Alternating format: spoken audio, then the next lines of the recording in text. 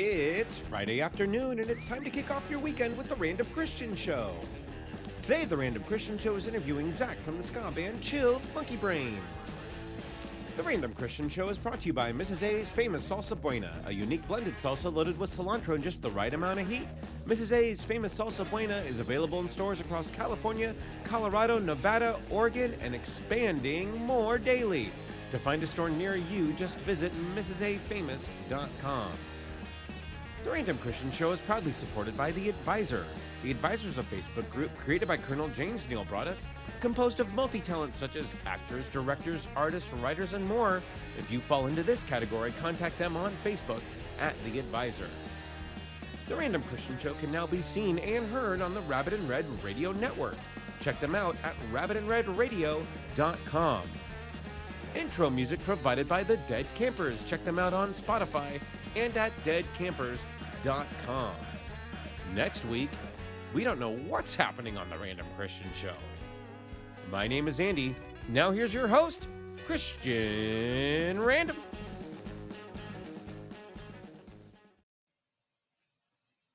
Wait. Let me try that one more time. Now here's your host, Christian Random. Christian?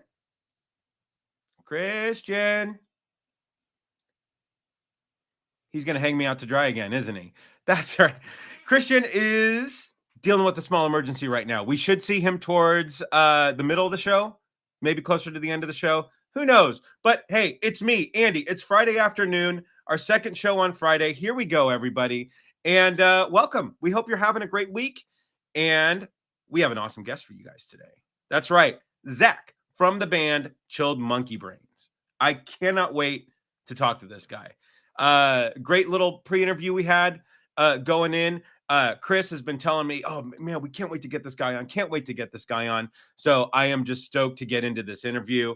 But yeah, as we said in the opening, next week it's going to be open. Might be some fun little trivia questions, might be other things. We might have a guest just drop in here and there. Who knows? It's going to be keep eyes peeled on the socials. Just find us everywhere at the Random Christian Show, and we'll let you know what's going on next week.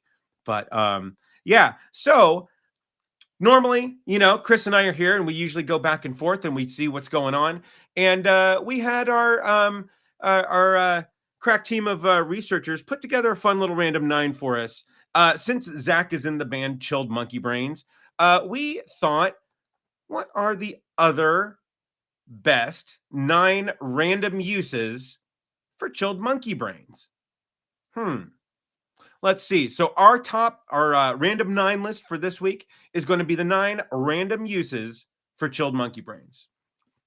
So now Chris normally has the soundboard here with us. Since he's not here, no soundboard. So I'm sorry, you just get my annoying voice. So 9 random uses for Chilled Monkey Brains. Number 9, keeping your lunch cold while you're at work. I don't know. Be a little weird for me having a little tiny Chilled Monkey Brain next to it, keeping my sandwich cold. Anyway, number 8, random uses for Chilled Monkey Brains. As a prop gag for when you sneeze really hard and then you have the brains in your hand and you just talk in gibberish as you're walking around the rest of the day, like you sneezed your brains out, right? Number 7, 9 random uses for Chilled Monkey Brains. For those after workout strained muscles, ice them up, keep them nice and good. Just have a little monkey brain on there. There you go. Number 6, 9 random uses for Chilled Monkey Brains. Number 6, the next big smart food trend coming to a grocery store near you. Get it? Smart food? Chilled Monkey Brains? Is this thing on? Hello? Anybody? No, nothing. Number 9, random uses for Chilled Monkey Brains. Number 5, a decorative centerpiece for your daughter's Frozen themed birthday party. I don't know, might scare some of the kids, don't you think? Little tiny Chilled Monkey Brain right there. Number 4, scattered across my house in tiny mason jars labeled "Add trophies from my enemies." Little tiny brain in there. That's right. Number 3, random uses for Chilled Monkey Brains. that special ball that saves your bowling average. That's right. The little guy. Huh? I think that works. Number 2, 9 random uses for chilled monkey brains. As a dessert, completing my Indiana Jones and the Temple of Doom theme night with my friends right before I try to rip their hearts out. Yeah. And the number 1 random use for chilled monkey brains, the one thing you don't regret throwing at the cat as it's about to knock over my green screen, as it will during the show. So that's 9 random uses for chilled monkey brains. Hope you enjoyed it. So with that, we are going to go straight into the random news. Our friend Travis Dunn and his team are going to come on. So hang tight with us, and we will be right back.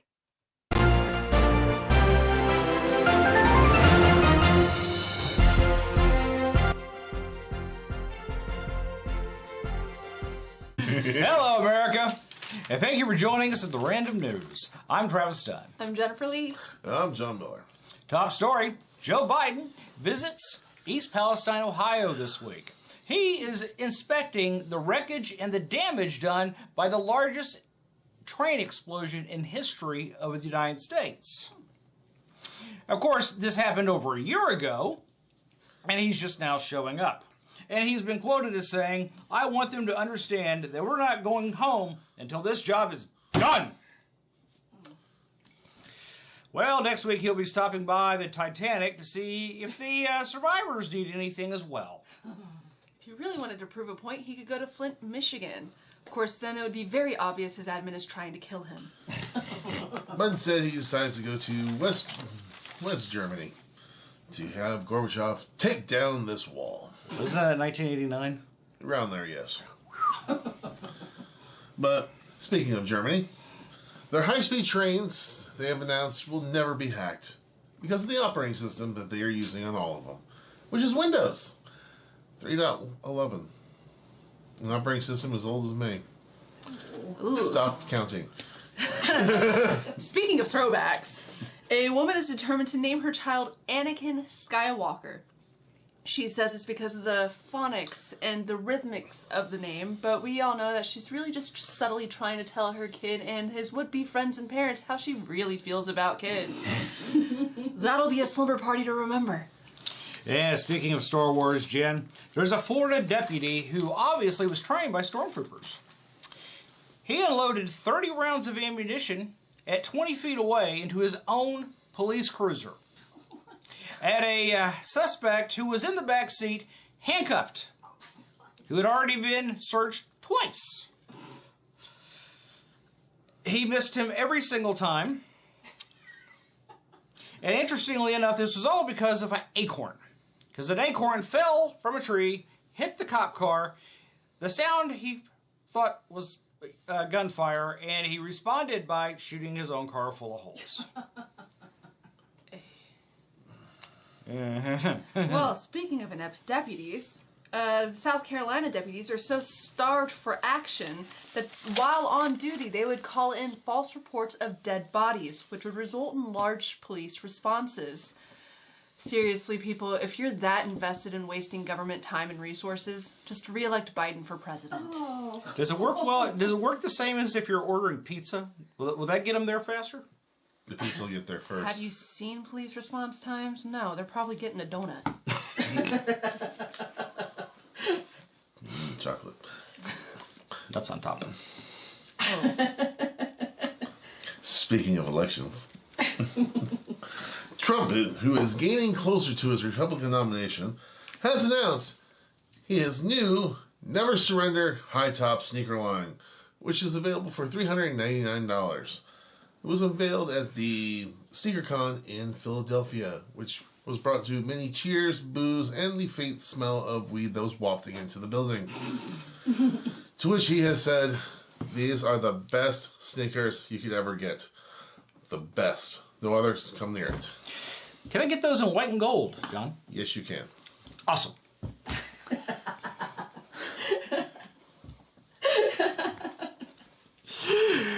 And speaking of other political news, we have Gavin Newsom, the California governor. He was out shopping at Target with a family, and he sees a shoplifter shoplifting. He also notices that an employee also sees the shoplifter shoplifting. He confronts the employee. Why aren't you doing something? Why didn't you stop that person? Have you seen our governor? We can't prosecute him, so what's the point? And right at that second, the employee goes, wait a minute, aren't you Gavin Newsom? Oh. Yes, I am. Get your manager here right now. Manager comes over. I demand that all of your employees know what I look like from now on. Storms out of the store and has not been back. Well, speaking of mixed identities, DNA test results showed a man that what he thought was his son is actually his uncle. Now, I'm not sure what stings more. The fact that his longtime girlfriend betrayed him, or the fact that his grandpa has more game than he does and he still wears diapers. Is his dad's name Joe Biden by chance? Probably related. Yeah. No, speaking of presidential dirty diapers. The Daily Mail delighted in the sensational headline of Japanese scientists make a delicious burger out of human excrement. Oh. A researcher from the Yokoyama laboratory came up with the process of producing an artificial steak after Tokyo sewage officials asked if they could devise a way of using the city's excessive sewage mud. Oh. God. When asking taste testers, they said it was a bit nutty. While one looking at the steak pointed out, is that peanut? Oh wait, no, that's corn. John, can I get mine a medium well? Oh, you're definitely not getting it well done. No, it's gonna be rare. And in South Carolina, more fun with meat. We have a Oscar Mayer delivery driver with $50,000 worth of lunch meats. He makes a trade for cocaine with this $50,000 worth of lunch meats, which leads to one major question. How do you make this deal? Is there a special spot on Facebook or Craigslist? How do you even put this deal together? Marketplace. I'll have to look there. Makes you wonder though, was it Borsed? No, I think it was Oscar Mayer. Yeah. Oh. Okay, and speaking of lunch meats, I could really go for a meatball sandwich right now. So, since I'm thinking meatball sandwiches at this point, it's time to close this broadcast. Thank you for joining us, America, and may the good news Be yours. All right, let's hear from our sponsor, Mrs. A's famous Salsa Buena. Let's try that one more time.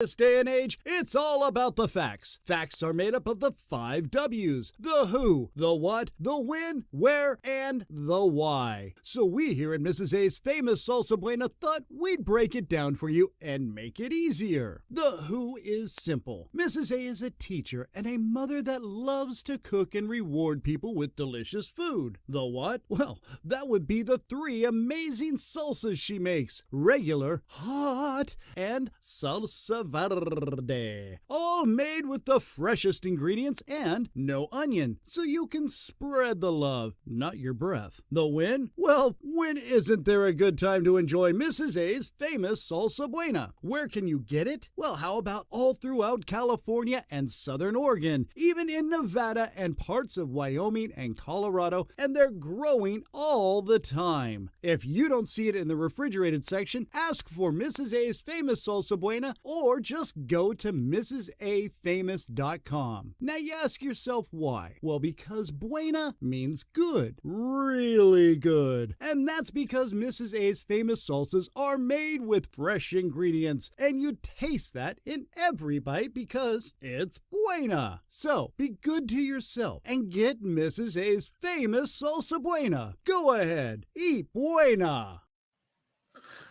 All right. No more waiting around. Let's get the man in here. Ladies and gentlemen, Zac from Chilled Monkey Brain. Zac, what's going on, man? How are you? Hey, everybody. I'm excellent. How are you? We're doing great, man. Doing great. I'm going to bring the chat in. So Zach, you are the lead singer, guitarist for Chilled Monkey Brains, right? That is correct. Yep. Okay, so I gotta ask, uh, so first and foremost, when did you meet the guys? Like, how did this band come to form? So I have been the singer and guitarist and songwriter for the last 2 albums. Okay, They had an original singer for the first 4 years, and they started in 2009, and then I Okay. joined in 2013. So I've been in the band for going on 11 years now. okay, oh wow, And yeah. yeah, that's crazy. So when did you start getting into music? Like, when did you get that itch to learn guitar and stuff? Well, it's odd for somebody in a punk rock band, but I started out music in church as a kid, Okay. just singing. And I would Nice. get up and lead singing in front of the church and everything, and do that kind of thing. And then as soon as it was available in my public school that I went to, I got into band. I started on the Okay. trombone, and then I picked up the guitar like a year and a half later, and never looked back. Basically, I played trombone all the way through Okay. high school. I was the drum major in high school. Nice. Very illustrious position, I know. No, do you still add trombone on some of the tracks? So I don't.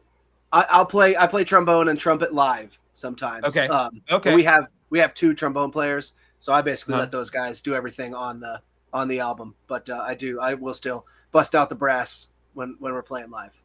Got it. So that's funny because I've played guitar since the 7th grade, but I started out in 5th grade on the trumpet. Mhm. And Yep. I played the trumpet all through high school, and then but then I was more into guitar, as it went forward. Yep. And so I kept in. That's crazy. So how many bands were you in prior to getting into Chill Monkey Brains? Let's see. Well, I started my first band that ever played a show. We'll start there. There was a couple that, in middle school where we weren't able to actually get out. But the first one that played a show was a ska band in high school, with my brother, who's the bassist for Chill Monkey Brains, on bass. Okay. A few other guys. And we played, I guess I was 15, probably, maybe 16 when we played Okay. our first show. And I was the oldest guy in the band. So we were a bunch of youngsters. Okay. Nice. And then band called probably, I'd have to sit and think for sure, but I'd say 4 bands before I joined Chill Monkey Brains. Got it. So has it always been ska? Yeah, I do. I play in another band with my brother that I was mentioning, and we play like thrash metal kind of Okay. stuff. So Uh-huh. I love all kinds of music. And there is country was my last holdout, and in the last 2 years, I've started to see the light on a little bit of country music. So now I like every style of music. At least a few artists. Name a genre, I can name. All some right. artists. Nice. So it's funny that you say that. So because I have been a lover of all music except for country for the longest time. And then one of my best friends called me up one night and he says, "Hey, I know this isn't your bag, but I got an extra ticket to Kenny Chesney." This is when I was living in San Francisco, so he was playing Pac-Bell Park, right? Mhm. And he's like, and I was I was single at the time too, and so he's just like, I know you've been to shows before, but your eyes are gonna go nuts at this show. I'm like, all right. And then after going to the Chesney show at Pac-Bell Park, which was just incredible, right? That turned me on to a couple of different. And so yeah, so I picked up a little bit of country. I'm not like fully into it yet, No, or fully same. in there yet. I don't Right. listen to country radio, but there's certain artists. Right. Yeah. So now what were your influences growing up in terms of just music? Like what was going through your radio, what was going through your MP3 players? Definitely the first album that I can remember, like something changed in my brain when I listened to it, was Energy by Operation Ivy. Yeah. That one just like I listened to the whole thing through and was like, what? And I think it's like 27 songs or something. Just what did I just hear? Yeah.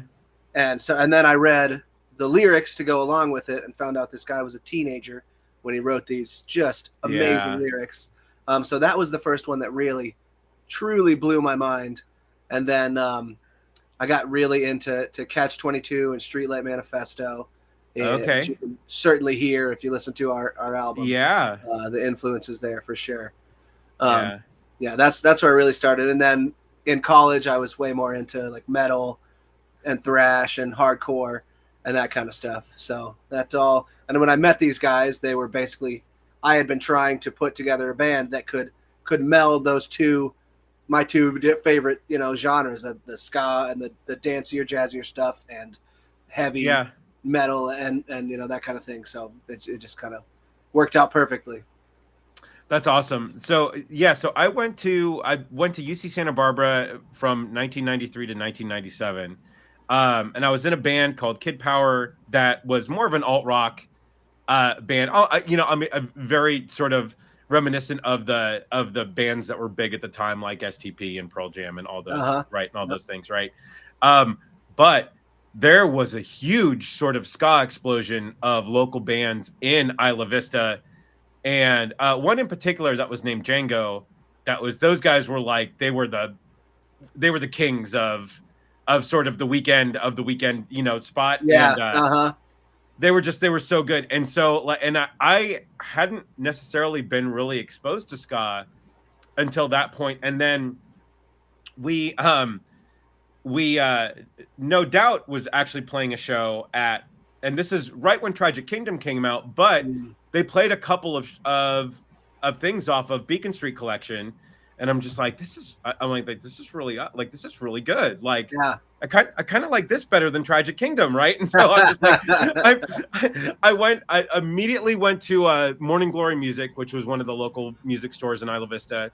Picked up Beacon Street Collection, and I can recite that album start to finish. Like, that's that awesome. was, and then that got me down a huge rabbit hole of like dance hall crashers and like all that stuff. And I was just like, I felt like I had been sort of wearing blinders, right? to really good music at that point. Yeah. So that's cool. So you said, so you've been, so was your brother always in Chilled Monkey Brains, or did he come in when you came in? He came in a few years after me. Our bassist kind of basically just, we were touring a lot, and he just was not into the touring life.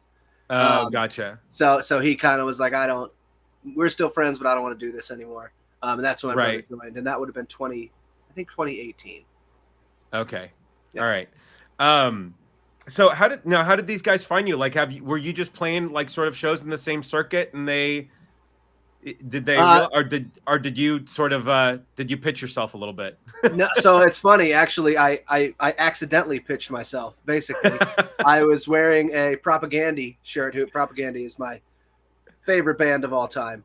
And I was working in a psych lab at Florida State where I went to college, and one of the other guys working in the lab was like, "Oh, you like Propagandy? I'm in a band. It's our lead singer's favorite band is Propagandy, and he's leaving. Like, do you play any music at all?" Because this guy was a sick guitarist, not in the band anymore, but he was like, you should come check out band practice. What do you play? And I was like, well, I play trombone. If you guys already have guitarists, I'll come play some trombone. And so I went to practice, and it was kind of like a tryout. It's an informal tryout, basically. Right. And the practice went well, and they were like, okay, you're cool. Come back next time. And we went back to one of the guys' house and played poker, and I took everybody's money. And then, and so I kind of like listened to the whole, after that, I was like, okay, I'm in the band. I listened to the whole catalog. And at the next practice, like I said, we had no singer at the time. I was like, well, I know how to sing. There's a microphone. I'm just going to sing while we're here. Yeah. And I sang one song, and they're like, that was pretty good. You want to, let's do another one, see what you got. And that pretty much locked me in as the singer. Nice. So you weren't necessarily looking to join it. It was just sort of this weird thing that just happened. Just kismet. Yep. Just kind of fate brought its hand in and said, you're going to play in this band. That's awesome. Now, before we get any deeper, do you guys have any shows coming up? what's on the schedule for Chilled Monkey Brains right now? Yeah, we do. The next show is March 29th, so a little over a month away. It's Friday, March 29th in Ponce Inlet, Florida. So that's okay. like right between Daytona and New Smyrna Beach there. Got and it. it's for this big, I think it's called Spring Break Reggae Festival. It's like the 15th time they've done it. Oh, And, right on. yeah, it should be cool. Ballyhoo is headlining. We Nice. play, I think we're the co-headliner on Friday night. And then Oh, that's awesome. it's a 2-day thing. So Saturday, Ballyhoo's playing, and we play on Friday night. So that's the next one. That's cool. That's great. So now ska bands typically have a lot of guys, right? I got to find out what the transportation is like to gigs. So we have a small tour vehicle. Okay. We had a 1995 Dodge Ram conversion van that we drove forever. That was my baby. Before I got married, my ex actually was like legitimately jealous of how much I loved this van. Probably part of why she's my ex. Right. But that served us well for a long time. 4 captain's chairs and a bench, and we would tour with a trailer. So we could have as many as 7 guys, which we did a number of times. 7 guys all across the country, and now we're in like a suburban, Right. Yukon XL, and Got it. it serves us well. We're 5 to 6 guys, depending on how many horns can make it. Right. Right. Yeah. So my band in college, we commandeered an old Cox cable van. Oh, nice. one with the rainbow on the side, and that was our gig van for the 3 years that I played with these guys. That's awesome. And it was great. Yeah. Cause everybody, and there were people that would show up like, we didn't know that you guys were playing tonight, but we saw the van outside. It was great. It was, cool. That was a lot of fun. Yeah. But I forget, our lead singer got it for like, I don't know, like $200 or something like that. Wow. And it ran just fine. Like it was just sitting collecting dust. And the guy was like, no, I need to get rid of this thing. Get it out of here. Like we need it. It's perfect. That's cool. For those listening on the audio podcast, we're talking to Zac from the band Chilled Monkey Brains. They got shows coming up. Again, tease that festival one more time. End of March. March 29th, Spring Break Reggae Festival at Jerry's Tiki Bar in Ponce Inlet. There we go. Now, we can't talk about how awesome it is to be in a band without playing some of the music. So let's kick on nostalgia. Just ain't what it used to be. Sorry. It's all right. Nostalgia just ain't what it used to be. Here you go. This is Chilled Monkey Brains. Take a listen. It's so cool to be around such great friends, and I cherish these moments. I will for the rest of my life. So, all right, I'm done jerking you off now. Let's get this show on the road. It's been said, it's been done, it's been played, it's been sung. Times and friends go and come, but we drink to the memories we made singing these songs when we were young.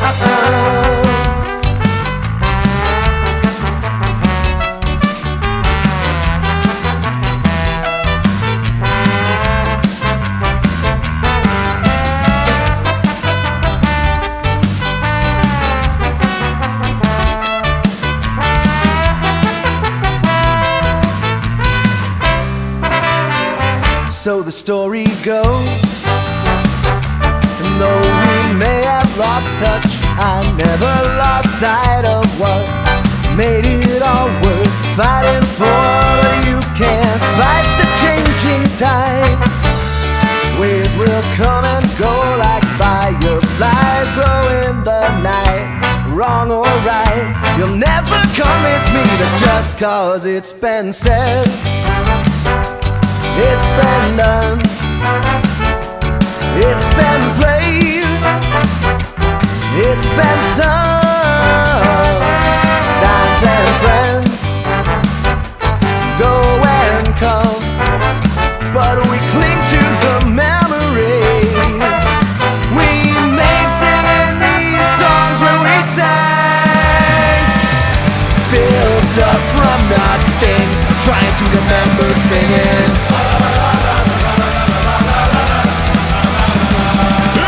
Whoa, whoa, whoa, yeah, no, no, no.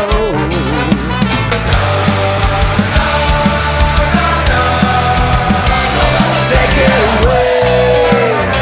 Don't be a cynic like me. It took me 10 long years to realize you never have to justify the things you love. Oh, I'm telling you, lay your burdens down. Why waste all that energy when reality is that just cause it's been said, it's been done, it's been played, it's been sung. And times and friends go and come, but we cherish the memories we made singing these songs when we were young.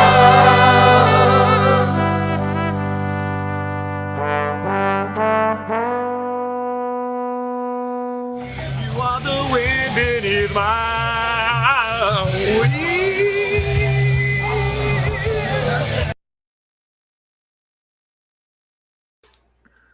Oh man, it's so good. It's so good. So, so you also did the video editing there. I did. Yep. I'm a semi-professional video editor as well. Oh, really? Yep. So, now keep going. Do you have a 9 to 5 or what? I work. My family has a business that I work part-time for. Okay. As like an office person. We do appliance repairs, but I excuse me. I have a YouTube channel that me and my both of my brothers run together. It's called Danny Doughballs. It's a pizza channel. Balls with a Z, Danny Doughballs. Right. But it's relatively successful. We're trying to make it our full time. So it's not quite there yet, but it's going good so far. That's awesome. That's great. One thing that I know, I mean, that I just know about ska shows is just the energy from the music and the crowd alone, like getting into it and everything. I mean, and you guys have been playing for a long time. Do you have any weird like fan stories or any weird, like, has anyone crossed the line with you guys at all? Yeah, it's happened a few times. One notable one was this. We played a show in, I believe it was in Melbourne or Cocoa, somewhere in there on the east coast of Florida. And it was for a small, like a regional, Comic-Con type of convention. Right. And on our last album, Apocalypse, we have a medley of songs from Street Fighter, the Super Nintendo game.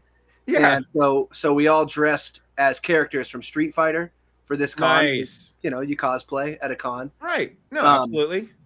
And so we put on the performance, and there was this girl who I don't know if maybe she had never seen live music before in her life, or at first I was like, oh, she's just tripping in some way. Right. She's on mushrooms or something like that.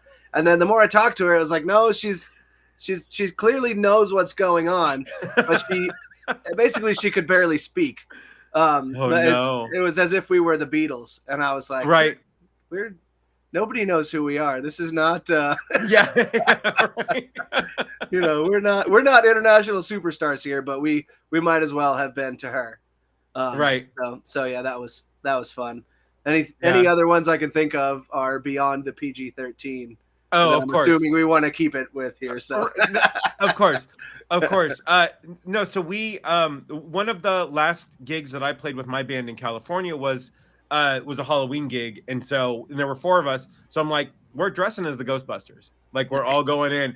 And so sure enough, we had the full suits, the proton packs, and the blow up proton packs and everything. Yeah. And but we didn't play the song. Like that was kind of a drop for us, like a but we had a really good contingent of like covers and originals and stuff. But everybody appreciated the coordinated effort. Oh yeah. As a nerd, I got to ask, what Street Fighter character were you? So I was Ryu, since I'm Of course. the lead Of singer, course. and I already had a white gi, so that kind of made it easier. Nice. That's awesome. Yeah. That's awesome.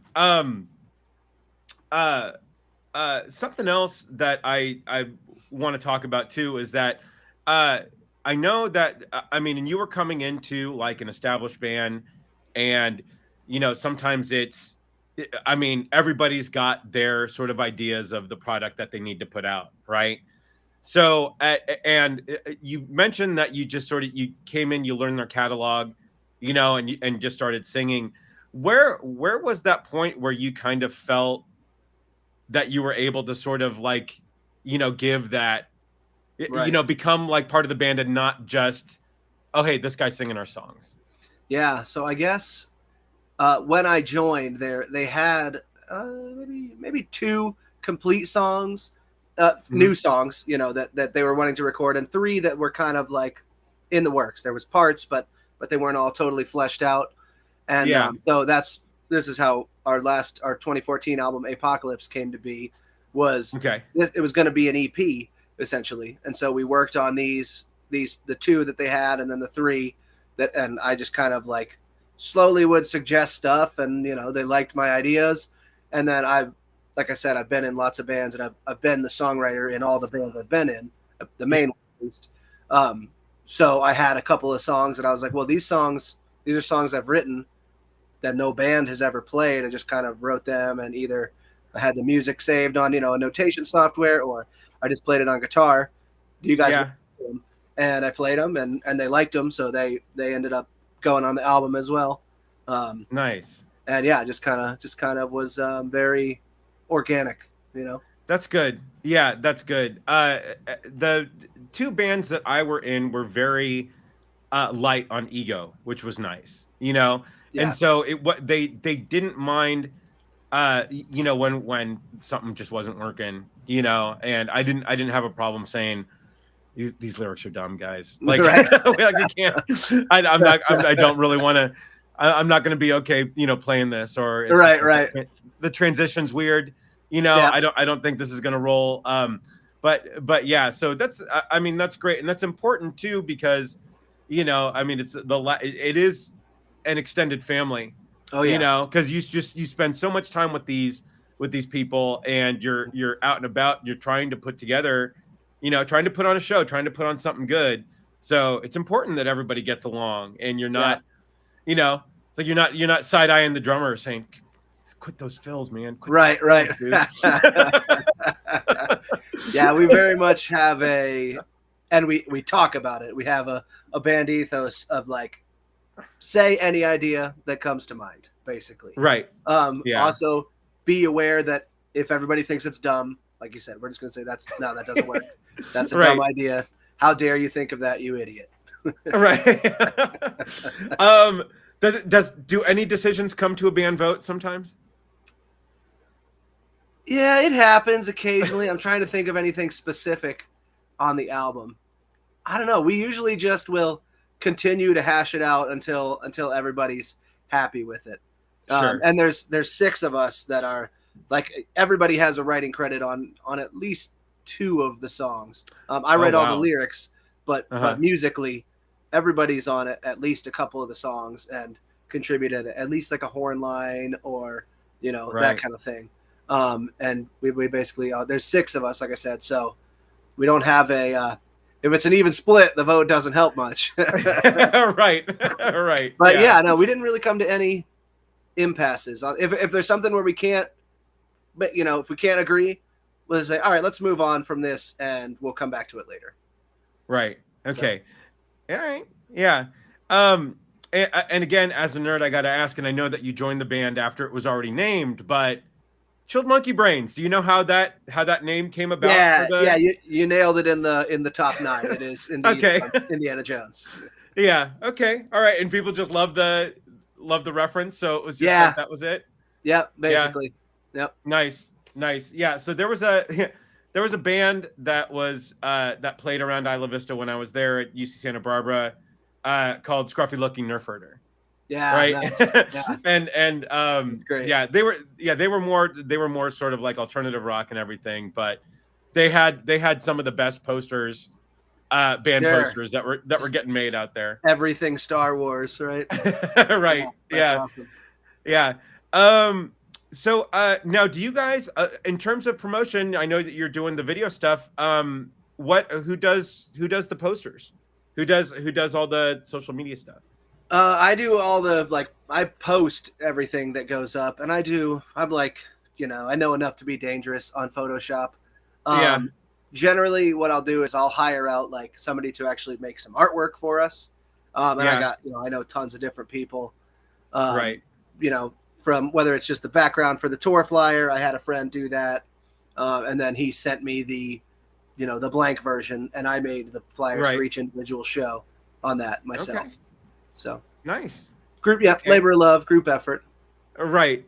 Yeah. And that was a lot. So I played in a band after college, and I was web guy, social media guy, video editor, everything. And so, so I know what it's like to hold those hats. And again, it's like, as a band getting out there, you want to, you don't necessarily need to spend that money, especially when when all that stuff is there. Exactly.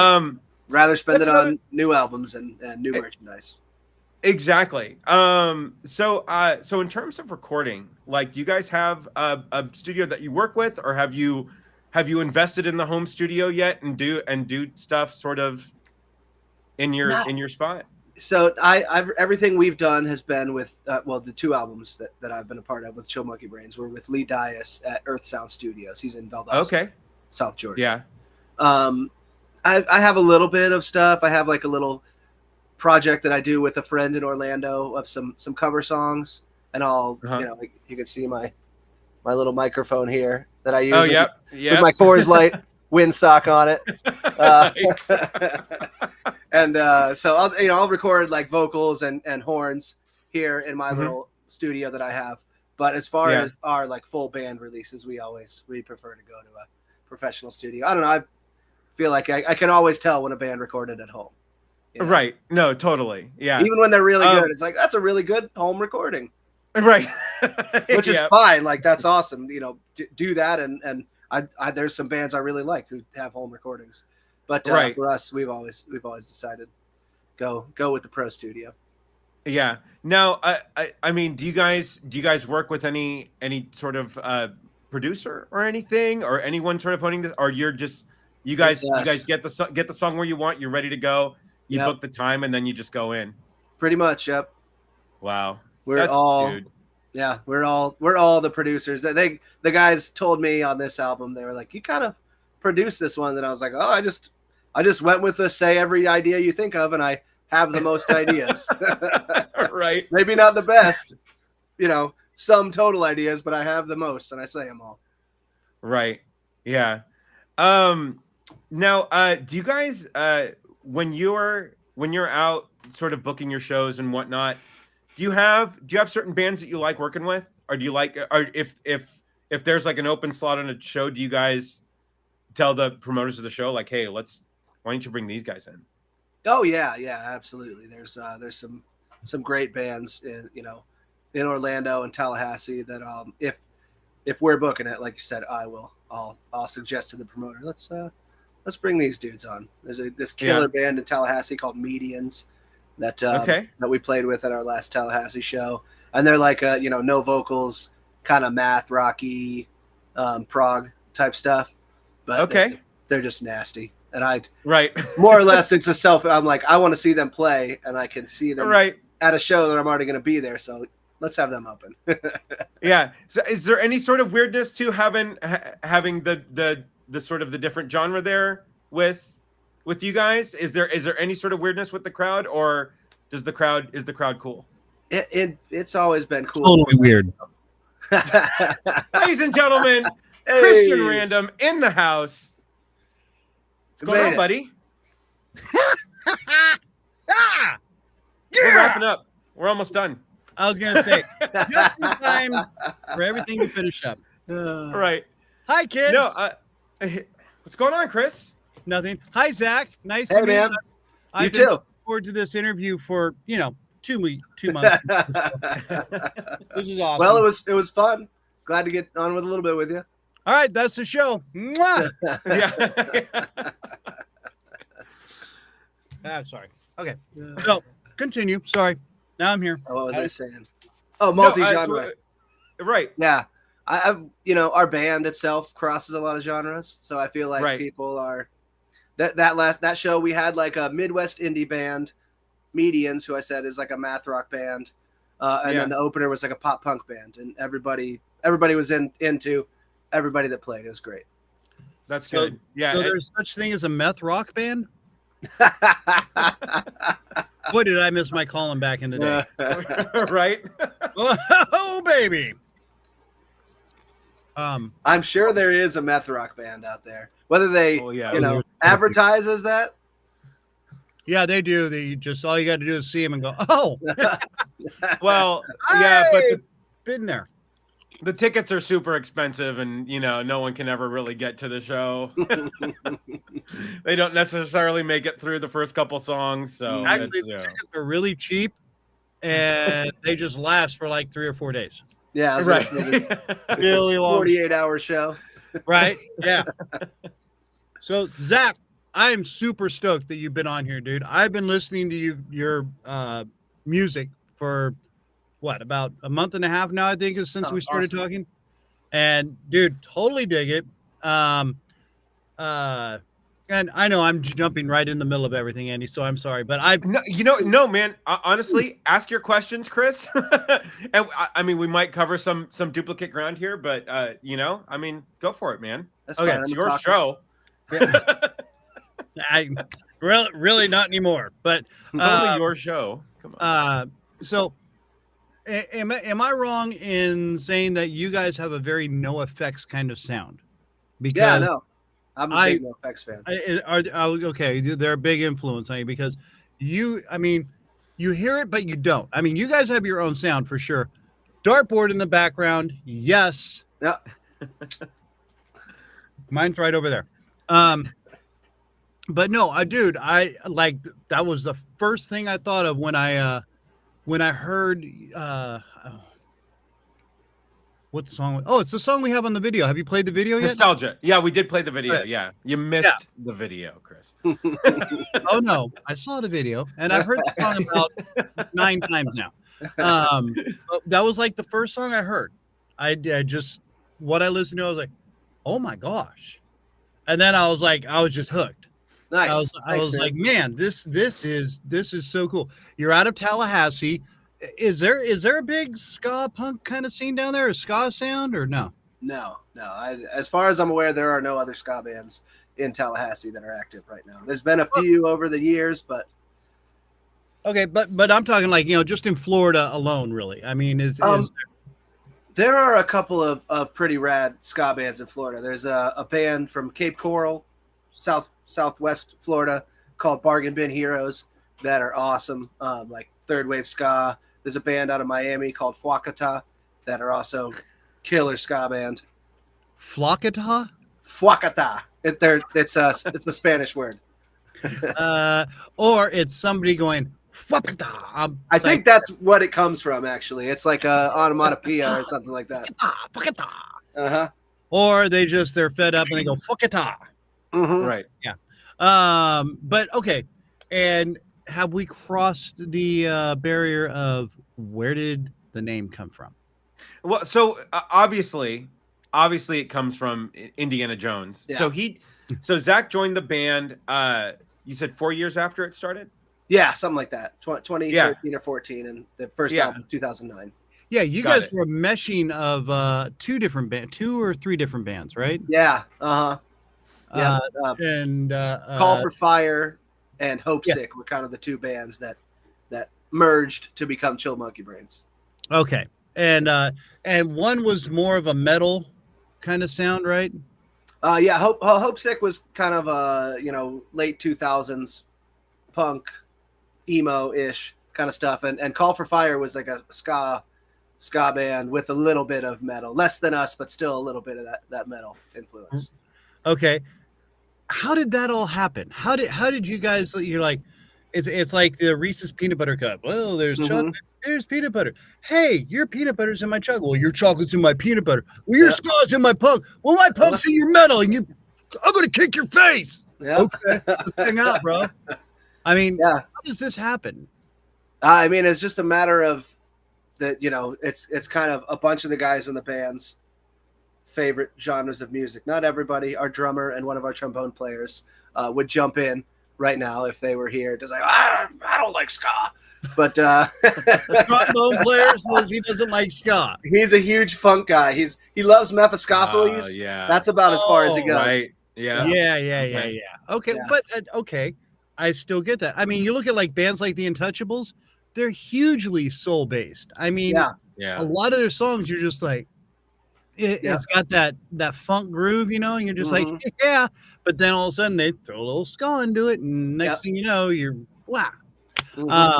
Okay, so it's just still funny, kind of that. I mean, because when you think of ska, it's trombone right off the bat.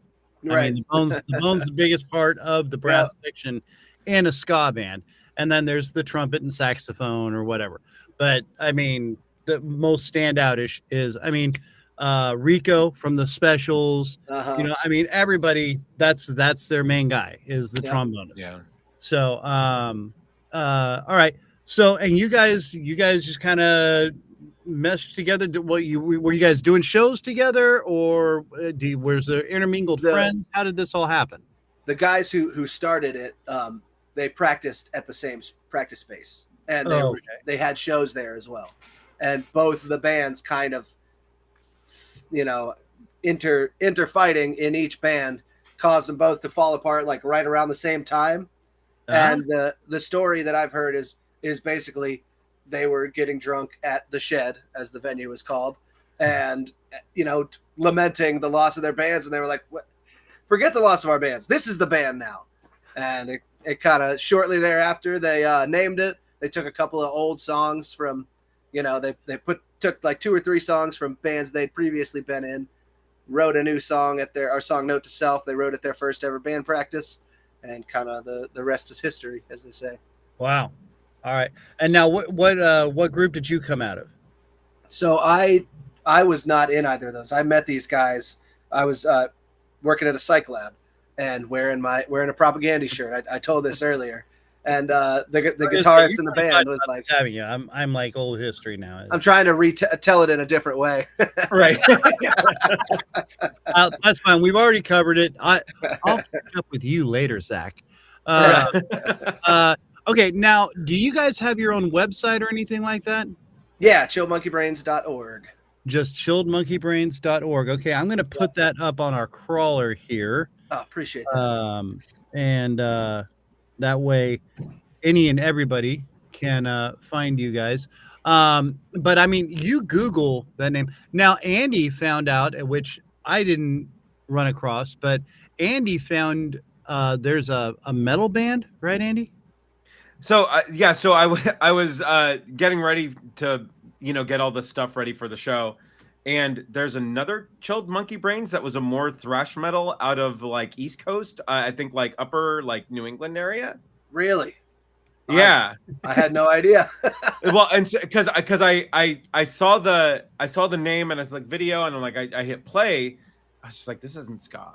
Well, we have some songs that are not ska at all. Actually, I posted a live video of our song Thrasherpiece Theater a few weeks ago, and that song is there's a short, somewhat ska-ish section, but it's much more of a metal thrash song. Okay, I it could have been your video, and I just got thrown off. Was it a live video by chance? It was a live video, yeah. Kind of from the corner. Well, but it was Thrasherpiece Theater. Yeah, yep, that's us. That is you guys. Damn it! I should have downloaded that one too. Yep. All right. Oh. Damn it! Damn you, Andy! Damn you! I know. That's my bad. That is so that's my last bad. month right in there. Tallahassee. And by the way, you guys have to find a way to work the clip from Planet of the Apes where Charleston Heston goes, "You damn dirty apes." Yeah. You have to like figure that Nice. in somehow in one of your songs, because I was just, dude, I've had so many things going through my head when I'm listening to music, I'm looking at the artwork. I was wondering about where the origin of the name came from, obviously, Indiana Jones. Right. But I swear, dude, I've been so psyched for this show, like ever since we started talking. I was listening to music, and then I have a total disaster happen right before the show. These things happen. I truly apologize. Now let's get this crawler up so that way. And by the way, anybody listening on the audio version of this, we've got Zac Hall from the ska punk band Chilled Monkey Brains. We aren't eating chilled monkey brains for all you vegans and things like that. We are just talking about the band Chilled Monkey Brains out of Tallahassee, Florida. Now, do you guys tour around Florida or down in the Southeast at all? Yeah, we just did a sort of a, our album release tour. It was like four or five weekends from the start of the year. But we tried to hit all the major cities. We haven't made it to Miami this year, but we've hit most of our, the major cities around the state. Okay. So now, and this new album, in the mud. Oh, go on. Back to the mud. Back to mud. So my notes disappeared on me. I'm sorry. Have you been getting good reception with this? I mean, yeah. We basically were playing like just the whole album straight through at all these shows. Here and there, we'd throw an old tune in, but so far it's been great reception. Now who produces? Because it is such a clean. The sound is just great. I mean, it really is. It's really well produced. It sounds just solid, man. Thanks, man. It's the recording engineer and the mixing and mastering were all done by Lee Dias, who Earth Sound Studios in Valdosta. It's where we always go. As far as producing, as in like, working out the songs and that kind of stuff, that's just the guys in the band. We all. Yeah. But I'm okay. So the mixing that was all done at what was it called? Earth Studio? Earth Sound Studio. Okay. Yep. Yeah, just a great sound, man. Serious. And it's solid all the way through. All the songs, they're yours, but they all got their own uniqueness. I was just super impressed. I'm a production, I'm sure Andy, I don't know if you touched on this or not. We're both kind of the guys that look at albums and look at the producer. We look at all the nerdy stuff. Nice. And so I really dig that. Andy's a musician. I used to play drums. If I could afford it, I'd still have a drum set. I play a little bass, things like that. So, we both have musical backgrounds. I'm sure you've heard of the band Goldfinger. Of course. I grew up with John Feldman. Oh, cool. In fact, when he was with one of his first major bands, Electric Love Hogs, I helped cart all his equipment around San Diego for about half a year or so. Yeah, he's a legend. Obviously, produced a ridiculous number of awesome albums.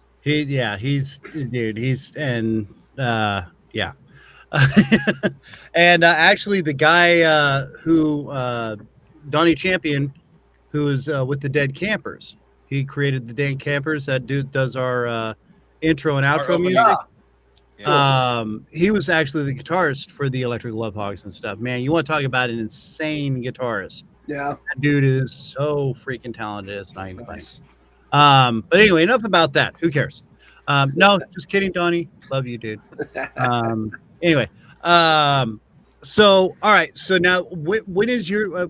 You're touring around a little bit right now, just probably locally. Are you planning on doing like major road out on the road or anything? Are you trying to get hooked up with anybody or what? Yeah, I mean, I've been reaching out to a few people to see if we could get a support slot with one of the with one of the bigger ska bands. I know a few people. Reached out to a few people. We're working on that. We're working on a week to 2 week tour. Probably hit the Northeast sometime this summer. Nice. So, what about the Midwest?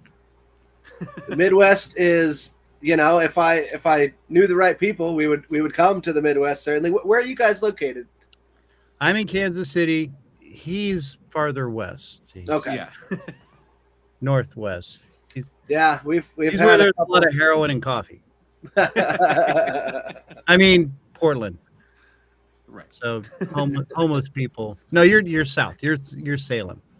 Right. Yeah. So there's just the residual of the homeless people and crackheads, so, and mudslides. So yeah. All right. Okay. All right. Oh my God. I'm so pissed. I lost all my notes. I took notes I made notes for this and I put it on a thing and now I can't find it and I'm not going to sit here and frantically look through my computer for it. But okay, so Northeast. Who are your major influences? Now you're the songwriter, right? Yeah. Mm-hmm. You're the songwriter, bassist, Guitarist. Oh, guitarist. I thought you said bassist. My bad. So I will fix that right now. And you do the singing. Yeah. Mm-hmm. Okay, so you're lead singing. So now, do you share vocals or? Yeah. There's a decent amount of usually we try to have somebody else in the band sing harmony. It's kind of a modern production thing that the same person sings all the harmonies, Right. and that creates a certain sound. And I've always been a fan of bands who do a little bit more to utilize the voice of anybody in the band who can sing. So like similar to like Real Big Fish, how they have great harmonies, man. Yeah, they really yeah. They there's with the exception of our drummer, everybody is singing harmony on at least a couple of parts throughout the album. And then our other guitarist does he takes leads occasionally. He's in the song Tired of Winning, we're kind of going back and forth on the leads. But so you are basically lead vocals. Yeah. And rhythm guitar? Do you do your own little solo in or what? I'm pretty. We kind of trade off. We both do some leads, but yeah. Do you do the classic '80s dual guitar lead at the same time? Oh yeah, we've got a few of those. Nice. Yes. Yes. Oh no, yeah, that's right. Okay, yeah, I remember. All right, it's all coming back. By the way, I used to drink a lot and did a lot of drugs, so I have Swiss cheese brains. So sometimes I'll be like, "Oh yeah," I'll have revelations that have nothing to do with the show, and I'll like start babbling about them. It's awesome. It's a lot of fun and confusing for most people. All right. So, are you getting any radio play? Are you getting like actual on-air radio play anywhere? Yeah, we've had a few different radio stations, kind of, all over the place playing it. There's like a radio stations that will play ska master list that I got my hands on. That's actually how I, found out about you guys, as you were on that, and I just kind of reached out to everybody and said, we just put out an album. Would love to have it played on the show or come on for an interview. And so yeah, we've been played on, I don't know, 20 or 30 radio stations probably. Yeah, nice. Yeah, Mida out in the Central Coast. I know he's the one that put that list out, the ska punk page. Yeah. Mm-hmm. Why can't I remember the name of his page now? Yeah, I can't think of the name of it either. But oh my God! Thank God for that guy. Yeah, dude, he's actually gonna be on the show in 2 weeks. Oh, cool. So, yeah. I've always wanted to integrate music more into my show because I used to be in radio and stuff, and so I was more used to that. But the way the show evolved, it just kind of became more of an interview thing, and I started like messing around, talking with people on these pages. And then Mida was really cool with it. And then he's like, hey, I'm putting out this list. I'm like, put me on it. Nice. And now I'm starting to hear from all these bands. You guys, like I said, I took a little listen to what you have. I was like, oh, yeah. Nice. There's a couple other bands I'm working on. They haven't, they replied and then haven't replied back. Mm-hmm. Musicians. So I was very impressed with the way you were very proactive about it, and I think it's great. I mean, in this business, it's all about self-promotion. Promote. Exactly. Promote. I'm taking a nap, promoting while I'm taking a nap. It's nonstop. If you're in the bathroom, you're like, hey, have you heard of my band? And then a real awkward urinal conversation. So yeah. I've been there, done it, and that's I drive my wife nuts because I'm constantly, what are you doing on your phone? Nothing. What are you doing? Promoting the show. Oh my God. That's Yep. it's what you do because Yep. that's how you get out there. Mhm. So now what possible Northeast tour? What do you guys got coming up next, man? What else is going on? Yeah, we've got a show in late March that I mentioned. We're playing in Ponce Inlet here in Florida on a pretty cool little it's the 15th year they've done this Spring Break Reggae Festival. We're also playing with the Toasters in Orlando. Nice. April 14th. Yep. So that should be good. Oh, dude, that's going to be kick ass, dude. Yeah, we played with them one, maybe two other times, and yeah, those guys are always bring out a great crowd, and they kill it still. Right. Like, I think they've been a band for like 40 years. Still just slay every time. They're New York based, right? Yeah. Mm-hmm. Yeah. Okay. And then there was anyway. Yeah, man. So that is absolutely awesome. How much when you guys are doing your gigs or writing songs, now you said you write a lot of the songs. Do you collaborate a lot with some of these guys? You're like, hey man, I got this tune stuck in my head. Somebody comes up with words, or how does that all work? Yeah, so I do all the lyrics, but musically, like everybody. Sorry, I'm getting over a little cold. I was saying earlier, like everybody has credit on at least 2, maybe even 3 songs per band member on this album. Me and the other guitarist, Steve, generally will come up with like you said, hey, I got this tune, let's work something out. And for most of the songs, I will intentionally not try to arrange it too much. Like, okay, here's how this part's going to go. Okay. Or here's a verse, here's a chorus, here's a horn line. But I like to get everybody together and collaborate on the arrangement and all that kind of stuff. Cause I'm in this band with these guys because they're all killer musicians. And so like, I've always been in the mindset, put out whatever ideas you can. Like, let's all put what we can into it to make the best possible song. Right. Absolutely. So, yeah. But that's very cool. Well, because sometimes, in bands, there's usually just those 1 or 2 guys that just work together and they're like, hey, we came up with this song, and then everybody's like, okay, Right. And then there's a little bit of, oh, well, how about we do this, whatever. But it's those 2 guys mainly, or 1 guy. Yeah. So I think that's great that you guys do that, because that really, I mean, and in and out of the studio or on the road or wherever you guys are at, are you guys like a gang? I mean, because that's what makes great bands, is guys that are like, dude, I will go over and knock that fucker, whatever. You don't mess with my bro. You know? And are you guys like that? Are you guys like just best friends, or are you guys? We are. We're all great. They're like, if we all lost our hands tomorrow and couldn't play music anymore, we would still get together and hang out. And we don't, like, I live near Orlando. A couple of the guys are in Tallahassee. Our drummer lives in New Orleans. We would still get together to hang out there. So you guys are that far spread out? Yeah. Dude, that's got to be difficult to get together. It's a little tough. Now, have you guys gone and played like in Louisiana and stuff like that? Yeah, we played. We're working on a New Orleans show right now. Hopefully, early summer, we're going to be getting back to New Orleans. Nice. I could see, there should be a decent ska, punkish following down there as well. Yeah, crazy.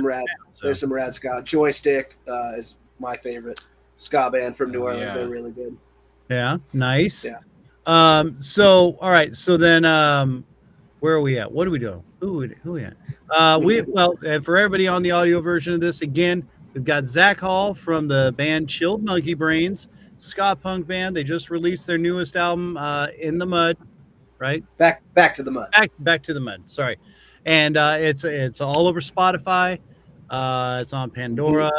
Now, if people want to get this song or get this album, do they just go to your website?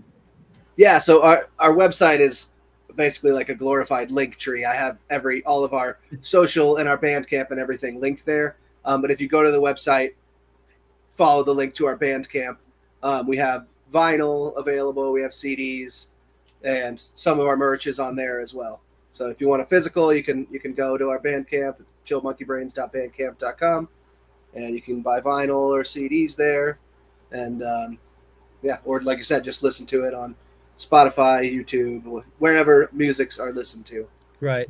Do you guys get a lot of vinyl sales? We've been able to pay it off, so that's good. Oh, really? Okay. No, that's great. That's a lot may be a stretch, but enough. Yeah. Right. Yeah. No, as long as it pays for itself, right? Then it's justified, right? Yep, exactly. Yeah. That's great.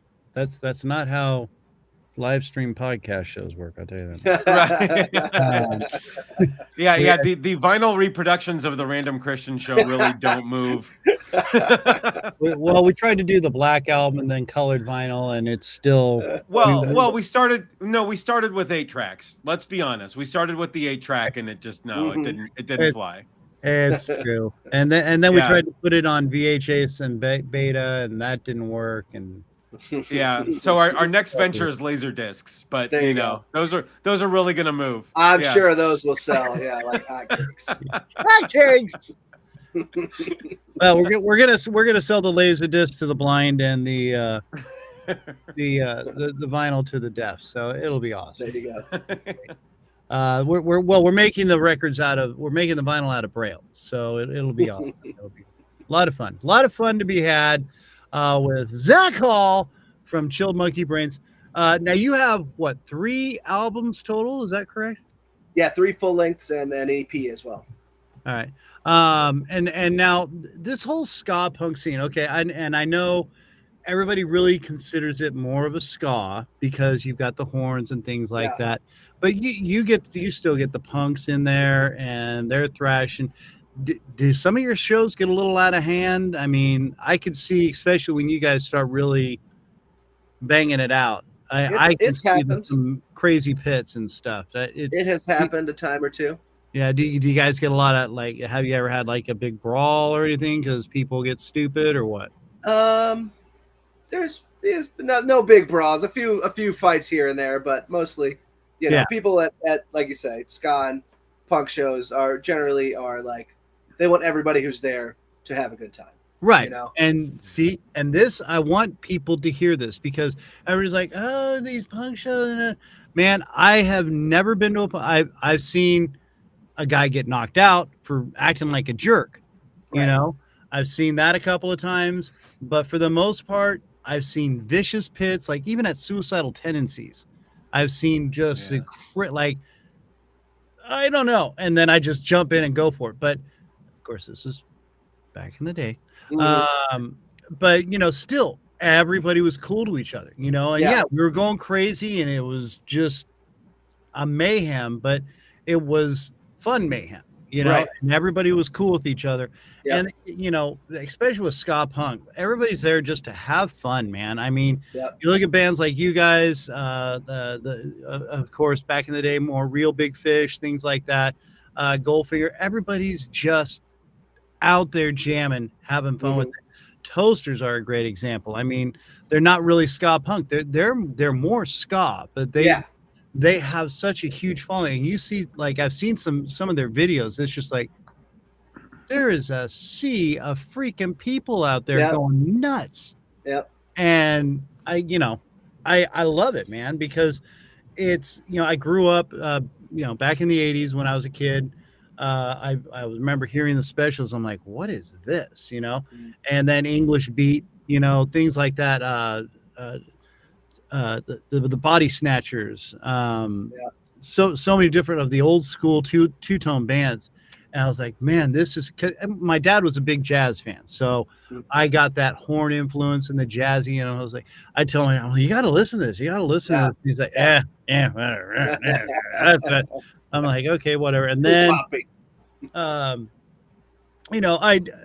of course, I think kids from my generation, and I think Andy, I mean, you're a little younger than me, but still, we grew up with such a mixing pot, a melting pot of music.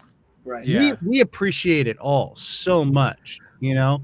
And then kind of in the 90s it became, oh, you got to be hip hop, you got to be rap, you got to be ska punk, you got to be punk, you got to be metal, you know, Right. or grunge or whatever. It's like, no, you can just like it all, man. There's nothing wrong with that at all. Yep. Well, and that was the fun. Honestly, that was the fun part of growing up in radio, right? Working for a cluster of stations that had every available format to it, Right. to where literally the Friday night before a show, hey, we got extra tickets to this show. Who needs them?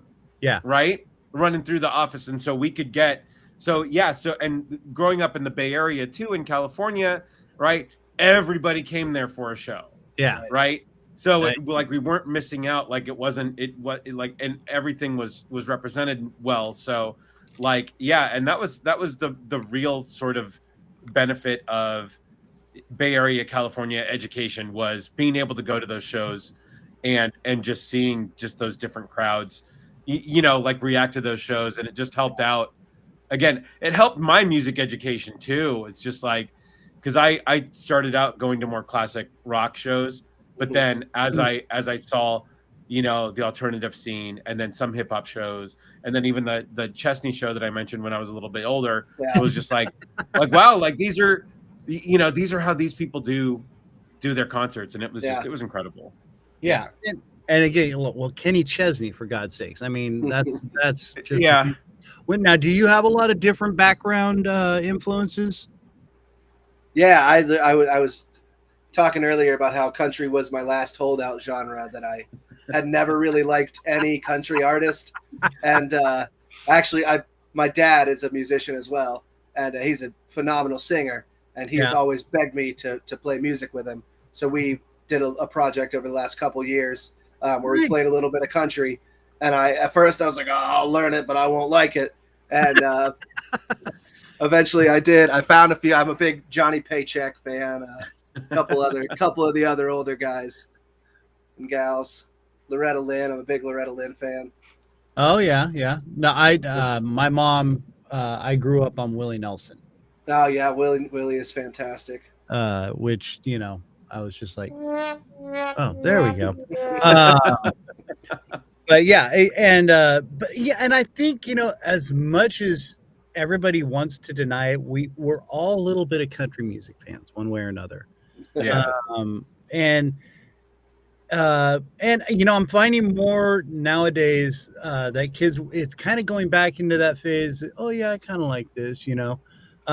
There's a lot of people that it's becoming that kind of melting pot again, where oh yeah, you know, like I'll tell you, and Andy was talking about how you get free tickets and stuff like that. I, back in the day, got tickets to go see Digital Underground. It was and Tony, right, in Oakland. Oh yeah. I was one of 5 white people there, and 2 of those other guys were the people from the station with me. But I'm a huge Digital Underground fan and Tony fan. I love hip hop. I'm not I can't name every band or anything like that, but I just love the music, and I love the you know, like De La Soul and Tribe Called Quest, how they got those jazz influences in them, and it's just got that groove and that, you know, you have to respect it. And everybody, oh, it's not music. Yeah, it is. Yeah. Mixing and mastering that together, that is a lot of skill. Yeah. It takes a lot of, you know, you got to hear those harmonies, you got to hear those mixes. Now,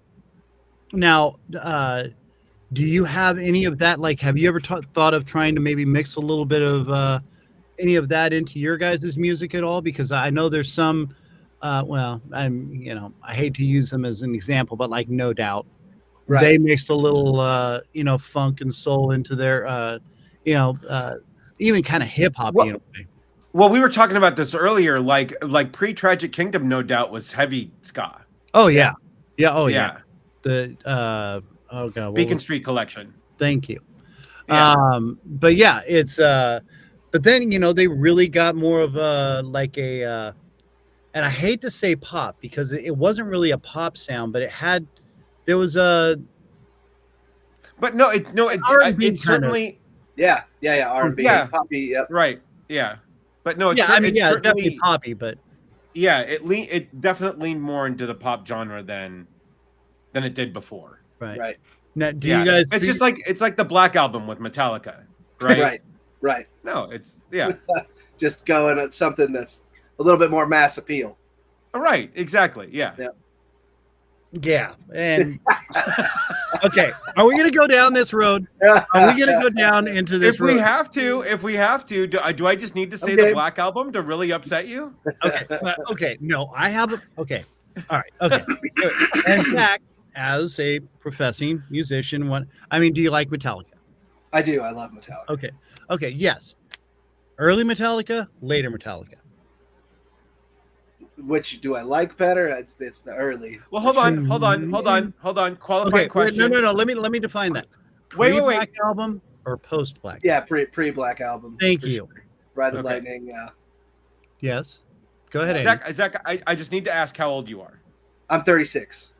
Okay, all right. That was my qualifying question. Yeah. That's Okay. all. Yeah.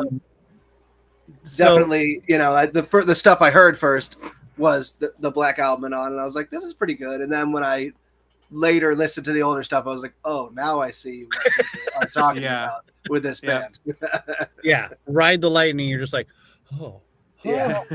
Yeah. oh my, Yeah. Uh-huh. I'll never forget the first Metallica song I ever heard was "Seek and Destroy," Oh yeah. and it That riff. literally put goosebumps on my arm. I was Yeah. like, "Holy crap! Yeah. We Yeah. need more of this." Yeah. And they're like, But "You no, never heard this?" I'm like, "I've heard the name Metallica, but because they're out of the Bay Area." So I remember seeing them on Yeah. flyers and all that kind of crap, and I was just like, just thinking about it now. I'm thinking about hearing that song for the first time. It's like that Yeah. dun dun dun dun dun dun dun dun dun dun. You're just like, Yep. oh my. Yeah. So no, my problem with the Black Album, and we'll see how this goes. I appreciate it.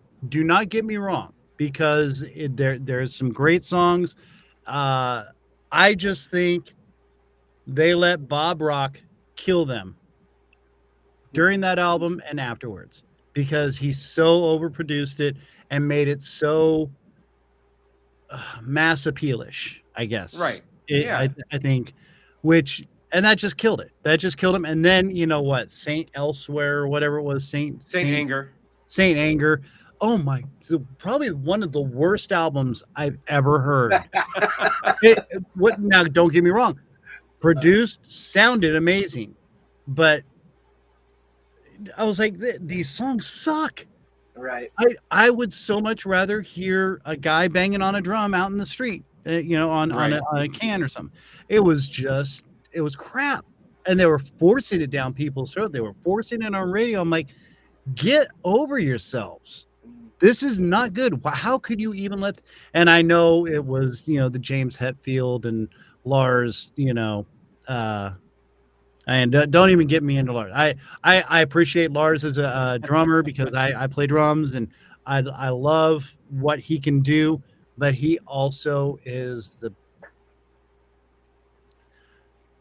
I had no idea that was going to be such a triggering subject. okay. Yeah, I had zero idea.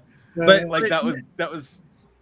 Am I wrong? Both of you. Am I wrong in any of this? No, Yeah, you're not. No. I'm with you. Damn right, I'm not wrong. Yeah, early Metallica is greater than later Metallica. That's for sure. Yeah. No, Again, later nothing's gonna beat the riff from Seek and Destroy. Nothing's gonna beat the opening of From Whom the Bell Tolls. Like that. Those are songs that will just those will live in my head soundtrack forever. They hold up. You can still listen to that whole album. Dude. And just get lost in it. Yeah, Yeah. from beginning to end, not worth. And Justice for All, I think, was their absolute peak. That was, even though Lars had the bass lines subdued. I don't know if we all know this story but Yeah. yeah, Mhm. I would because I always was like, man, I mean, it still sounds great, which blows me away, which gives every the producer and mixer, it gives them such credit for bringing out the sound that they do. I know they beefed up, Hemmett's guitar and stuff like that, but still, that album was like just off the charts. So good, so well produced, so clean. And really, like your sound off this I'm just calling it the Mud album. I like it. That's fine. Metallica's got their Black album, you got your Mud, but yours is way better. Dude, like I said, I kept listening to tracks off of it, and I was waiting for something to suck. I don't mean that in a hateful way, but I just, I hear you. Bands early on, dude, every band has them. There's like 2 or 3 good songs, and then there's 2 or 3 bad songs, and it's because you're experimenting, you're trying, you're working on different things. Seriously, every song I heard off that song, I was just like, this is so good. Thanks, man. And I'm just been giddy about getting you on this show. I'm just we're gonna have Zach, we're gonna have Chilled Monkey Brains. This is gonna be so awesome. Do you get any flack for the name Chilled Monkey Brains? I wouldn't go as far as to say flack, but we get like, you guys are a lot better than I expected a band called Chill Monkey Brains to be. There's the backhanded compliment we'll get occasionally in regards to the name, but yeah. So the band that I left in California before I moved up to Oregon was named the LK Project, right? Because it was an iteration of an earlier name that we had with these guys. But we played an event for St. Mary's because our guitarist worked for St. Mary's College, right? And so we were on the lawn right in front of the big old famous church of St. Mary's, and we play a 2-hour set, right? And one of the people that was watching us came up to us and said afterwards, "You guys didn't suck." We're like, thank you. Thank you very much. So we use that. We put that on our like Facebook and everything, like in quotes, every graphic, like, we don't suck. Listen to us. We've been approved. Yeah. Wow. So, good Lord. What do you find? Because you're on YouTube, you're doing a lot of social media, which, obviously, again, promotion, self-promotion. Yeah. What do you find is most effective? Either pushing it out on the Spotify and the Pandora and so. God, I sound like a 90-year-old. Hey, you pushed it out on the Pandora. It's a big old box of music, is what that's referencing, by the way. I was actually there when Pandora was opened up. How are Friendster and MySpace helping Chilled Monkey Brains these days? No. I didn't even mess with them. I was like, no, I hate the internet. Now I'm like an internet whore. But I mean, what do you find is most effective for you guys? Just getting, the name Chilled Monkey Brains. I get it. Everybody's like, oh, what is that? Oh, that's scary. Yeah, especially if you don't know the reference. Right. Yeah. Like, ooh, that's kind of gross. Chilled Monkey Brains. Oh. Oh my God! Imagine that with a spoon. That's gross. Yeah, slimy. Yeah. Instagram is good these days. People hear about stuff through Instagram for sure. If you can get the right people to share your stuff, it's super helpful. Obviously, right. It depends. But for the bands, it seems like Instagram is the way to go. I've been hearing good things about TikTok. I'm gonna try to. We have a TikTok. It has not had much success, but I have a food channel. I mentioned this earlier that I do with my brothers, and we make pizza, and we've had much more success with that than as far as social media goes than I've had with the band. But I'm gonna start trying to kind of use what I've learned doing that to hopefully help get the band out there on TikTok and stuff. Yeah, well, I will say what I found on TikTok is that people making food or doing ASMR or girls doing jumping jacks or yoga in topless or half top shirts. That seems to be the biggest popular thing. I'm not sure why, but yeah. Yeah, and you would think, especially on something like TikTok, that you put a little music clip out there, people would be like, oh. But so on Instagram is basically because I would think YouTube would really be a pull.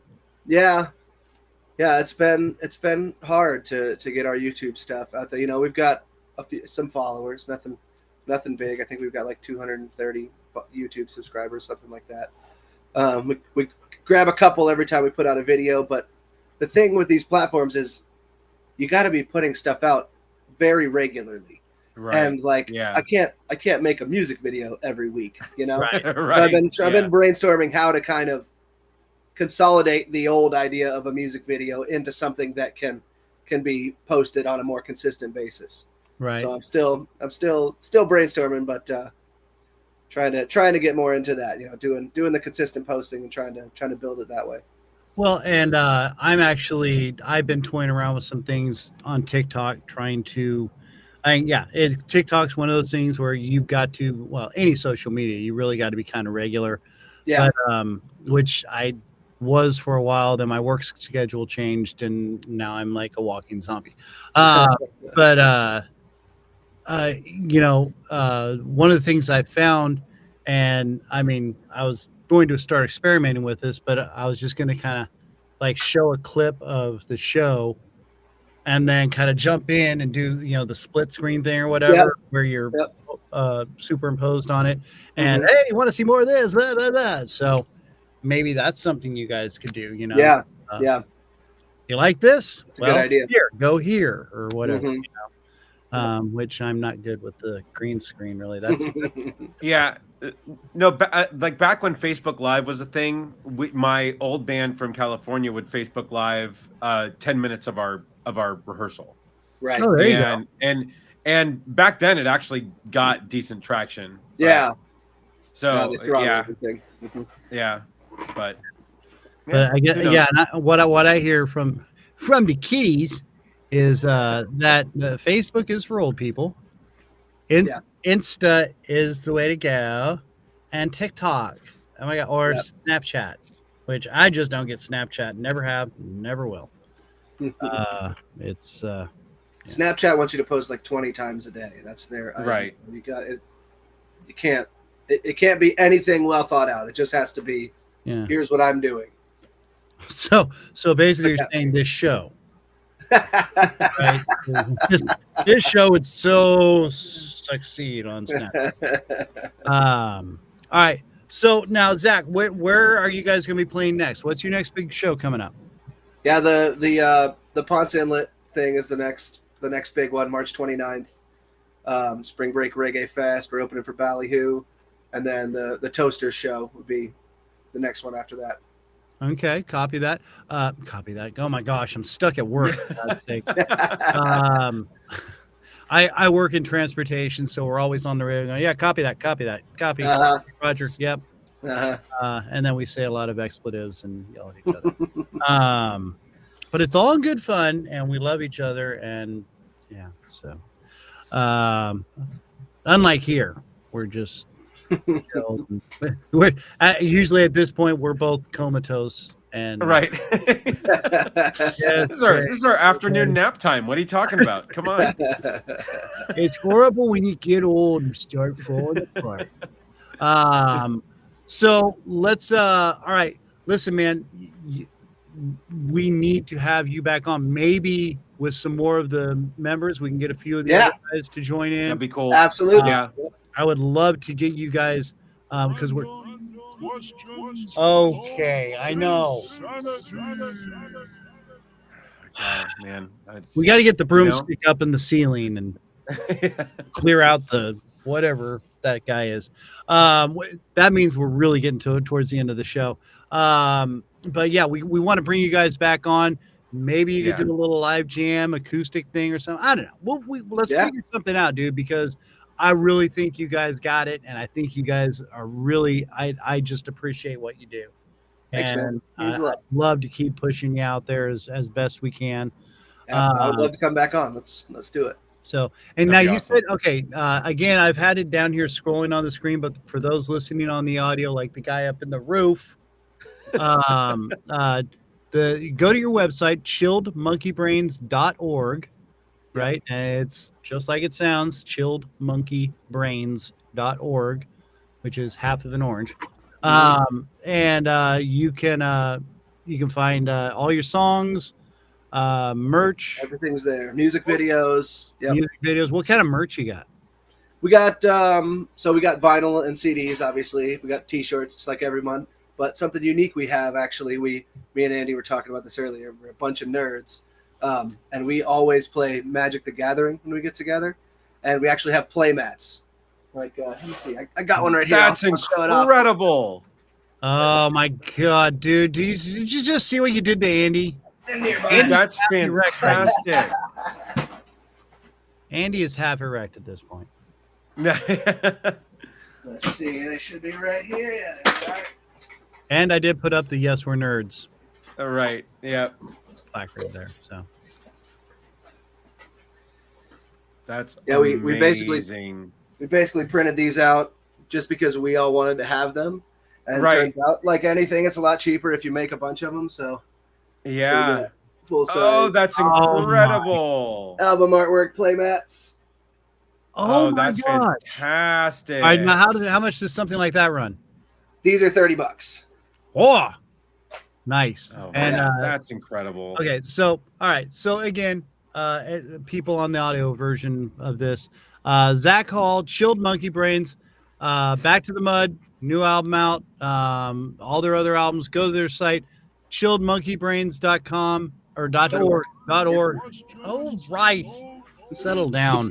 But okay, Zac. So this guy loves it. This is all he lives for. He wants us to play what's called Random Questions of Insanity. It is a series of questions that have no purpose, no meaning, except to totally expose your psyche and show your weak points. So we want to find out how mentally unstable you are. Are you willing to play? Good. I am. Start. And I think both questions will apply to him. I think so too. Yeah. Let's see. Where's our? Okay, there we go. Random questions of insanity. There's the thing. Let's start with our. We have two base questions that we start with. First one is, what is the best James Bond film? I definitely have not seen anything like all of them. Okay. What was the second most recent one? I like that one pretty good. Daniel Craig. So there was No Quantum Time to of Die Solace? was the last one. That was Skyfall. Skyfall. I like Skyfall. Skyfall was Okay. solid. Or I loved GoldenEye as a kid because Yeah. yeah, N64 generation. No, the video game, of course. Yeah. Enhanced video game GoldenEye. you get addicted to, bro. That's Yes. Yeah. All right, so we'll go with that, and then we'll just say Daniel Craig or Pierce Brosnan is your more favorite James Bond, since you probably didn't see much with James. Yeah. Brosnan is when I think of Bond, I think of Pierce Brosnan. Oh, Tim Okay. Melia joining All in. right. Tim, hello. Hey, Tim. Thank you for joining us, sir. All right, now we've got okay. Here's our second favorite question, which again will delve into your inner psyche. What is your favorite sandwich, and what all is on it? Like, you can make any sandwich in the world. Boom. What am I making? I've been on a huge. Well, okay. The answer is Reuben for sure. Oh my. Okay. Um, Excellent. and usually a turkey Reuben actually Okay. over corned beef. I like corned beef too, but if turkey Reuben is on the menu, I will probably go for the turkey Reuben. What? No. Nice. No. No. Also a grouper Reuben, big fan of that as well. I'm in Florida, so we got killer fish. Yeah. Yeah, you actually Yeah. have fresh fish. That was the one thing about living in California, especially when I was on the Central Coast. Oh my gosh, Yeah, just every day fresh fish being Mhm. right there. Oh, Yep. oh. But now, like, I'm in the Midwest, and it's like, everything's been frozen for a few days. Uh-huh. Like, this isn't flown in fresh. Yep. Yep. No, it came out of your freezer, probably in the back. And unless it's deep fried, I really don't want it.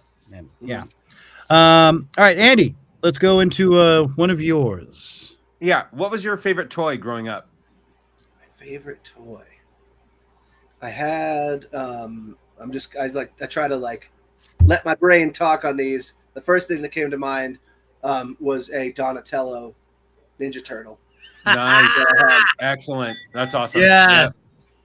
Nice. Let's see. Ice cream, cake, or pie? Ice cream. No hesitation. Like it. I mean, best friends, Zach. All right, Andy? No question. All right. You're all alone in the car. Okay. That one song comes on. You just can't help but sing it. What song is that? That one. There's hundreds. I'm gonna go with Tartuffe from the newest Propagandy album. Oh, nice. Okay. Oh, that one in particular, like, even if I'm sick, I will. Yeah. I'll sing along. Now, Excellent. okay, since your pops is into country and stuff like that, what's one of the country songs like you grew up here and it's like once you hear a few notes of it, it's just stuck in your head? Probably Toby Keith, Should Have Been a Cowboy. Oh, yeah. Yeah. Yeah. 100%. Yeah. Let's see. Where's we? Just because I gotta ask it. What's your best music genre? It's punk. Oh, really? Yeah, I think Right. so. Although I probably listen to more metal, but punk is what comes to mind. Right. Now, old school punk or a little bit of both, or A little bit of both. I mean, I really love the Germs. I love NOFX, as you said. I definitely can probably, if I had like a write the lyrics out test for every NOFX song, I'd get at least like a 65%. Every song ever, which is hundreds of songs. yeah. Huge Like NOFX song. Social Distortion, Dead Kennedys. Yeah, I love Dead Kennedys. Yeah. There's not many punk bands that I don't like, at least casually. The Clash, yeah. obviously. The Clash, of course. Yep. What about the Police? I like the Police. I'm for the Police. If it's on, I won't change the channel. Zach? I don't have them in my library. That's the wrong answer, Zach. Now you're The going to answer is go out you must love the Police. and, Okay. Yeah. That's band numero uno for Christian. Okay. they're like, but yeah, we're not going to go there. We're going to start the whole Black Album style thing. Right. We don't need that. Amazing musicianship, obviously. Duh. Best drummer in the world. All right. So anyway, Andrew. Since you have your pizza side channel, it's your night to order pizza for the group. What are we getting? Oh, this will be good. We actually just made my brother is like the face of the channel, but I'm the editor, and I'm occasionally on it, and we just made my favorite pizza, which is a pepperoni and pineapple. Oh, nice. Ooh, Okay. all right. Yeah. Now, have you ever tried, do not poo-poo this, pastrami, jalapeno, and mushroom? That's an interesting combo. Not specifically. Olives. It sounds good. Dude. If we've made, I think we're on pizza like number 180, something like that. So Yeah. we've made like all kinds of crazy shit on our channel, but we haven't tried that. So pastrami, mushroom, olive. What was the other thing? Jalapeno. Yeah. I'm writing it down. Well, I used to manage a Mountain Mike's out in Los Gatos, California, and like I was amazed. I'm like, "What is this?" And they're like, "Oh, it's pastrami." I'm like, "What?" Wow. And I'm like, "There's no way that's." And So I made myself a little mini pizza with just pastrami on it. I was like, okay, this isn't bad. Yeah. And then I started experimenting. I was like, okay, yeah. Oh, and I put some bacon on it. Okay. Let's see. Is it my turn? Yeah, it's my turn. Yes. Yeah. Okay, well, since you asked the pizza question, Zach, you have a choice to save the world. Okay. Who do you choose? Iron Man or Batman? The whole world? It's got to be the billionaire. Like, oh, they're both billionaires. Shit. I was like, which one? Yeah, man. I don't love Iron Man's ego, I gotta say. That bums me out a little bit. But I also don't love Batman's brooding sort of, you know. I think in a pinch, I would probably have to go Iron Man. He's just got the stronger equipment. Yes, that is the correct answer. And hello, Milton Fishman Super Stud. Oh, that's my cover band. That's Nice. Hey, dude, hey, Raleigh. Now your cover band. What? Okay, I guess I missed this part. What? It's just like a side project. We kind of, when we have the time, record different covers. Nice. Yeah. Whatever. Or... anything, basically. We did. My favorite thing we've done is "Nuttin' for Christmas," the old Christmas song. Yes, that's great. Super fast and like with horns. Oh, that's awesome. That's awesome. Oh. We did the Doug theme. What else have we done? Yeah, That's great. anything and everything. Oh my gosh, that is awesome, man. All right. All right, let's get a couple more. And Andy, go ahead. Your food is bad at a restaurant. Do you say anything? Not usually. Okay. If it's like a $60 steak and I ask for medium rare and it's medium well or it's like blue, I might say, could you throw this back on? Yeah. Okay. Fair enough. It has to go a long way. But Right. It gotta be pretty bad. Yeah. Like the guy who's here's your Right. That just wipes off. Here you go. All right, let's see. All right. You can be anyone for 5 minutes. Who do you choose?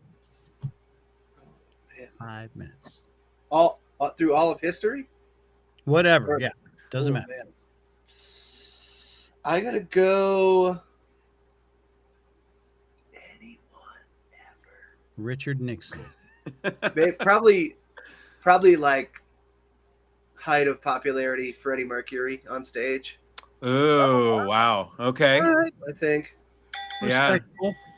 But on stage, not like in the bathroom. Not like at home. But he was apparently like a very not particularly social person, but on that stage, he was everything. Right. Yeah. Okay. Andy, one more. What's your biggest pet peeve?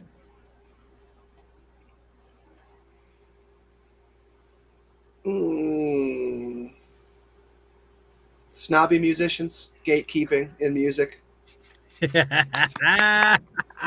Yes. Well, in fact, that gets a DJ. That gets Yeah. All right. So let's see. What's a good closeout here? Yeah. Let's go with what? No, Raleigh's comment. Yeah. Don't want to hang out with Mick while being Freddie, huh? Yeah. There you go. You get that one. Good job. All right. Let's just do this. You have 30 seconds to tell the world something. Go. Oh, okay. World. Be nice to each other. Buy my album. Everybody's going through some shit.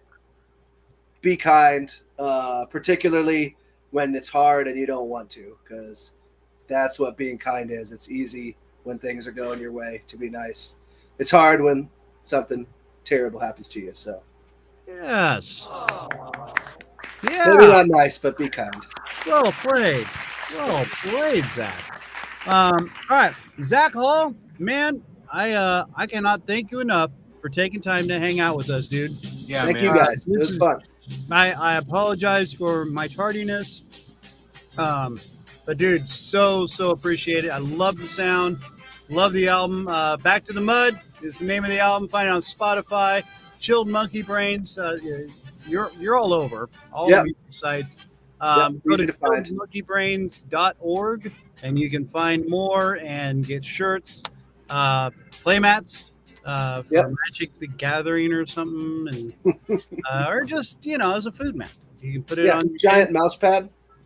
Oh, there you go. Yeah. Now you just need the giant mouse to move around. But Zac, really, truly appreciate you, brother. Thank you so much. Please come back and hang out with us again. Thank you guys for having me. We'll run it back. Gentlemen, Zac Hall, Chill Monkey Brains. Check him out. We'll see you later, brother. Thank you so much, my man. Yeah, had to use the can't turn you loose to send him off, but but all good.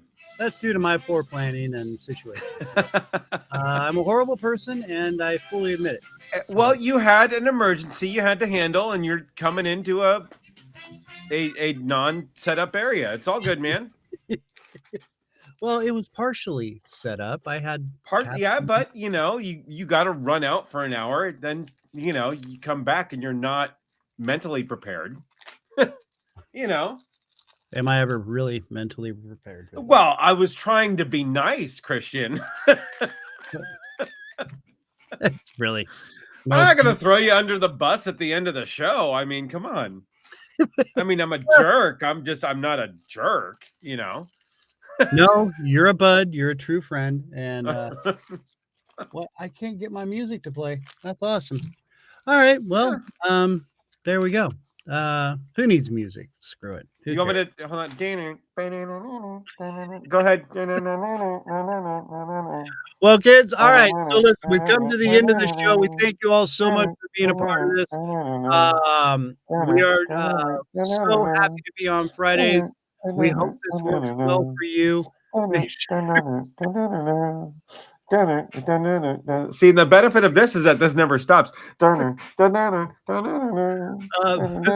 of you who are watching, thank you so much for being a part of the show. Next week, what are we doing? We don't have a next week. Nothing next week. Remember? Oh yeah, it's just us. Yeah, it's just us. Yeah. Yeah. 2 hours of this.